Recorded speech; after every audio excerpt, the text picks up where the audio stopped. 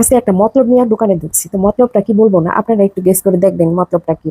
তো এই যে কিছু জিনিস কেনাকাটা করেছি, সেগুলো আবার আরো কিছু প্রয়োজনীয় জিনিস আমি দেখতেছি, এর মধ্যে এই জিনিসটা ভালো লাগছে দেখতেছি, এর মধ্যে একটা কিছু তো আমার করতেই হবে। তো যাই হোক, এটা একটা টেকনিক, ঠিক আছে।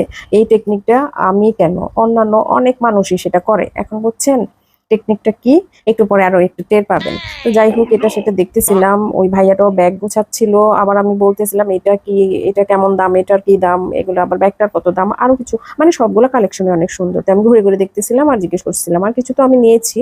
যাই হোক, আমার ওইগুলার হচ্ছে সুন্দর দেখে আমার একটু নিতে পছন্দ হয়, ভাল লাগে। তো এই ব্যাগটার দাম জিজ্ঞেস করলাম, তো উনি একটা দাম বললো, আমার কাছে মনে হয়েছিল অনেক বেশি দাম, আমি আবার রেখে দিয়েছি, দূর এত দাম হয় নাকি।